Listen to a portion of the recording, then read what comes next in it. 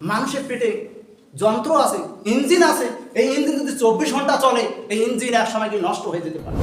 শাবান মাসের গুরুত্ব, ফজিলাত বা মাহাত্ম্য। শাবান মাস যে মাসে আমরা উপস্থিত হয়েছি, এটা গুরুত্বপূর্ণ মাস। সোমবার বৃহস্পতিবার রোজা রাখুন। কেন? মাসটাতে আমরা উপস্থিত হয়েছি। এই সারা বছরের রিপোর্ট এই শাবান মাস। সম্মানিত উপস্থিতি, আজকে এই সালাতুল জুমায় বক্তব্যের বিষয় হলো সিয়াম বা তথা শাবান মাসের গুরুত্ব, ফজিলাত বা মাহাত্ম্য। এই শাবান মাসকে কেন্দ্র করে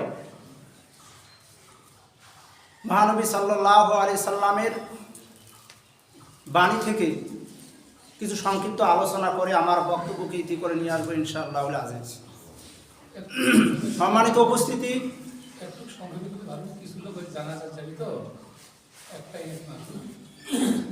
এই শাবান মাস যে মাসে আমরা উপস্থিত হয়েছি, এটা গুরুত্বপূর্ণ মাস। এটা আল্লাহ পাক রব্বুল আলামিনের দয়া যে আজকের দিনে আমরা শাবান মাসে উপস্থিত হয়েছি। আর আজকের দিনে আমাদের ওই গ্রামবাসী একজন মানুষ এই দুনিয়া ছেড়ে চলে গিয়েছে। তো আমরা যে শাবান মাস পেয়েছি, তাহলে আমাদের গুরুত্ব, ফজিলাত, মাহাত্ম্য আমাদেরকে বুঝতে হবে। এই অবহেলা করে, অলসতা করে যদি আমরা শাবান মাসকে কেটে দিই, তাহলে কিয়ামতের দিনে আমাদেরকে আফসোস করতে হয়। তো এই শাবান মাস সে আমাদেরকে বেশি বেশি করে ইবাদত, সলে আমল, নেক আমল আমাদেরকে করতে হবে। সেই সমস্ত নেক আমলের মধ্যে উল্লেখযোগ্য একটা ইবাদত হচ্ছে সোম বা রোজা। এই সোম মহান আল্লাহ পাক রব্বুল আলামিন আমাদেরকে ওয়াজিবভাবে দিয়েছেন, নিয়ামত স্বরূপ দিয়েছেন, একটা গুরুত্বপূর্ণ ইবাদত। এই সোম বিষয়ে আমরা অনেকে জানি যে সোম বা রোজা দুটোর মধ্যে ভিন্ন একটা অর্থ আছে। তো সেই সোম মানে বিরত থাকা, আর রোজা মানে উপবাস থাকা।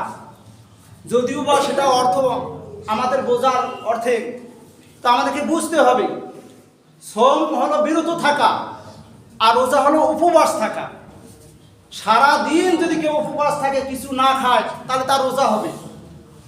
রোজা অবস্থায় কথা বলা যাবে, অন্যায় অশ্লীল কুকর্ম করা যাবে, গালিগালাজ করা যাবে, সারাদিন না খেয়ে সব কিছু করা যাবে। এর নাম হলো রোজা। আর সোম মানে বিরত থাকা। সোম বলা হয়েছে যে সূর্য ওঠার আগ থেকে ফজর তলু হওয়ার পর্যন্ত থেকে সূর্য ডোবা পর্যন্ত বা মাগরিব পর্যন্ত, আজান পর্যন্ত, এই সময়টা খাওয়া দাওয়া, পানাহার, স্ত্রী থেকে, অন্যায় অশ্লীল কুকর্ম থেকে, এক কথা সমস্ত রকম জিনিস থেকে, কুকর্ম থেকে বেঁচে থাকার নাম হলো রোজা বা সোম। সোম যদি কেউ পালন করে, তাহলে মিথ্যে কথা সে বলতে পারে না। সোম যদি সে পালন করে, অন্যায় অশ্লীল কুকর্ম করতে পারে না। কিন্তু রোজা পালন করলে তার দ্বারা অন্যায় অশ্লীল কুকর্ম হওয়া সম্ভব। কারণ সোম এমন একটা বস্তু যে সবসময় মনে নাড়া দেয় যে তোমার দ্বারা অশ্লীল কাজ চলবে না, কুকথা চলবে না, অন্যায় অশ্লীল কুকর্ম চলবে না, জিনা ব্যভিচার চলবে না। এমনকি স্ত্রী যে বৈধ, এই বৈধ জিনিস থেকে দিনের বেলা দূরে থাকতে হবে। এই যে স্ত্রী বৈধ, এই স্ত্রীর কাছ থেকে দূরে থাকতে হবে। দিনের বেলা তার পাশে দেওয়া যাবে না, সবসময় বেঁচে থাকতে হবে। না জানি কখন শয়তান আমাকে আক্রমণ করে, এই জন্য সবসময় এহতিয়াতান আলাদা থাকতে হবে, আলাদাভাবে চলাফেরা করতে হবে, পরিবেশটা যাতে নষ্ট না। তাহলে এর নাম হলো সোম। তাহলে সোম এমন একটা জিনিস, এক কথায় যে সারা দিন সূর্য ওঠা থেকে নিয়ে সূর্য তলু হওয়া পর্যন্ত থেকে মাগরিব অবধি অন্যায় অশ্লীল কুকর্ম থেকে তাকে বিরত রাখবেই। এর নাম হলো সোম। তাহলে আজকের দিনে যারা সোম পালন করে, অন্যায় অশ্লীল কুকর্ম করে, মিথ্যা কথা বলে, সে সোম পালন করেনি, সে রোজা পালন করেছে। সে গরু দালালি করতে গিয়ে মিথ্যে কথা বলেছে, সে রোজা পালন করেছে, সোম কিন্তু পালন করেনি। সে রোজা পালন করে ঘুষ খেয়েছে, তারপরে জুয়া খেলেছে, অন্যায় অশ্লীল কুকর্ম করেছে, তাহলে সে রোজা পালন করেছে কিন্তু সৌম পালন করেনি। তাহলে সৌম পালন করলে তাকে অন্যায় অশ্লীল কুকর্ম থেকে দূরে রাখবে, এটার নাম হলো সৌম। তাহলে সৌম রাসূলুল্লাহ সাল্লাল্লাহু আলাইহি ওয়াসাল্লাম আমাদেরকে দিয়েছেন। তো রাসূলুল্লাহ বলেছেন যে সৌম পালন করো, এতে কি হবে? রাসূলুল্লাহ সাল্লাল্লাহু আলাইহি ওয়াসাল্লাম বলেছেন সারা বছরে যদি রোজা রাখতে চাও তাহলে এর নিয়ম নীতি আছে। কি নিয়ম নীতি? রাসূলুল্লাহ সাল্লাল্লাহু আলাইহি ওয়াসাল্লাম বলেছেন প্রতি মাসে 3টা করে রোজা রাখো, 13, 14, 15 তারিখ।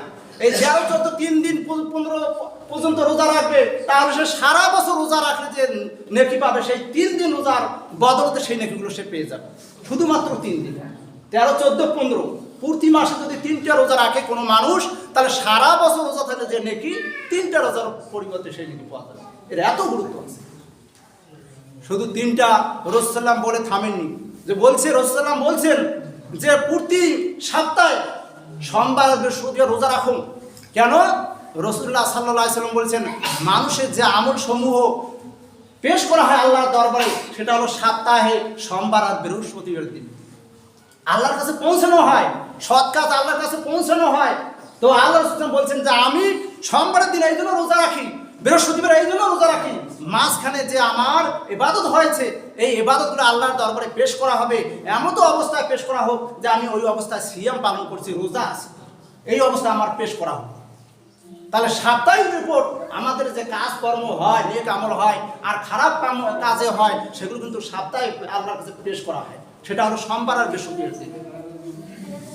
তাহলে সপ্তাহে আল্লাহর দরবারে পেশ করা হচ্ছে। আর এইভাবে চলতে চলতে যখন শাবান মাসে মাসটাতে আমরা উপস্থিত হয়েছি, এই সারা বছরের রিপোর্ট এই শাবান মাসে আল্লাহর দরবারে পেশ করা হয়। রাসূলুল্লাহ সাল্লাল্লাহু আলাইহি সাল্লামকে একজন সাহাবী এসে জিজ্ঞাসা করছে, ইয়া রাসূলুল্লাহ, যে আপনাকে এত দেখছি লাম আরাকা তাসুম ফি শাহরি মিনাশ শুহুরি মা তাসুম ফি শাবান। একজন সাহাবী আল্লাহ নবীকে জিজ্ঞাসা করছেন, ইয়া রাসূলুল্লাহ, আপনি শাবান মাসে এত রোজা রাখেন, শাবান মাসে এত রোজা রাখেন যা অন্য মাসে আপনাকে দেখা যায় না, কি ব্যাপারটা? এর মধ্যে কি গুরুত্ব আছে? অথচ এটা রমজান মাসের আগের মাস, এই মাসটার কি গুরুত্ব আছে, ফজিলত আছে, এর মধ্যে কি মাহাত্ম্য লুকিয়ে আছে, এত রোজা রাখার কারণ কি? তো রাসূলুল্লাহ সাল্লাল্লাহু আলাইহি ওয়াসাল্লাম তখন বলছেন যে এই মাসটা এমন লেখা শাহরুন, এই মাসটা এমন একটা মাস যে রমজান এবং রজবের মাঝখানে একটা মাস, রজব এবং রমজানের মাঝখানে একটা মাস এই শাবান মাস। ইয়াগফিলুন নাস ফিহি, মানুষ এই মাসটাতে অবহেলা করে, গাফিল থাকে, ইবাদত করতে চায় না, উদাসীন থাকে।